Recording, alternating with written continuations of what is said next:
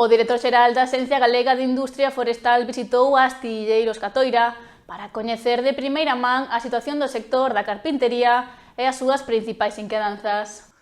O director da Axencia Galega da Industria Forestal, Alfredo Fernández Ríos, visitou esta mañá as instalacións de Astilleiros Catoira, en Rianxo, acompañado por Ramón Collazo, presidente da Asociación Empresarial Galega de Carpintería de Ribeira, a Galcari.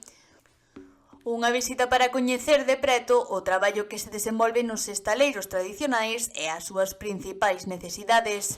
Placer vir aquí, vamos, vir con el a ver as súas instalacións e sobre todo, que compartir con el pois os traballos que están facendo, as súas necesidades e sobre todo as súas inquedanzas. Esta semana coincidimos noutro sitio e xa estuvimos vendo algo do que están traballando, no que se está traballando, pero vimos aquí para compartir un pouco o que se está facendo desde a asociación e un pouco as necesidades dos asteleiros que están asociados á asociación.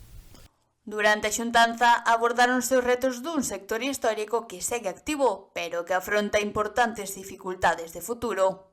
Expoñerlle de primeira man cales son eses atrancos co que nos atopamos, entre eles, sobre todo, o relevo xeracional, aunque non sea da súa competencia, seguro que podrá trasladar. Quedan hoxe en día como 2.500 embarcacións profesionales de madeira en activo en Galicia. Se non poñemos remedio, máis pronto que tarde, eso quedará sin ser atendido por un personal cualificado.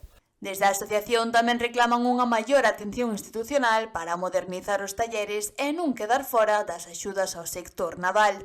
Os nosos talleres tamén precisan de unha modernización de acordo aos tempos, deberíase facer mirar, sempre nos quedamos fora de si surgen axudas ao sector naval. Nos somos un apéndice pequeno hoxe en día do sector naval, aunque fomos a orixe primixenia da construción.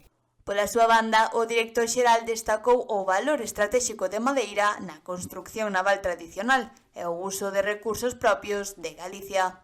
Para nós é moi importante, non deixa de ser un uso bastante nobre da madeira que acabe nos barcos, sobre todo unha madeira que se coloca nun elemento onde vai a perdurar durante o tempo e ten, un valor estratégico en canto a descarbonización do sector e en canto a aportar a construción naval, algo que a madeira lle pode aportar e sobre todo utilizando recursos naturais propios que eles, utilizan nunha porcentaxe importante nestas embarcacións emprega madeira de orixe galega, como é o piñeiro, o calito e incluso o carballo.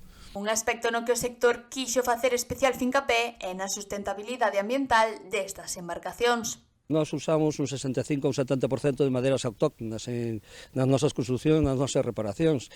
Quixera decir, sí, a madeira galega, ese porcentaxe do que falo, pero ademais habría que recalcar o nulo impacto medioambiental de estas embarcacións. É dicir, teríamos que salientar esa forma de construir medioambientalmente sostible, como para pescar dentro das nosas rías de unha forma todavía máis sostible do que estamos facendo. A visita rematou cun intercambio de impresións e co compromiso de trasladar as demandas do sector aos distintos departamentos da Xunta, coa esperanza de obter resultados positivos para o futuro da carpintería en Galicia.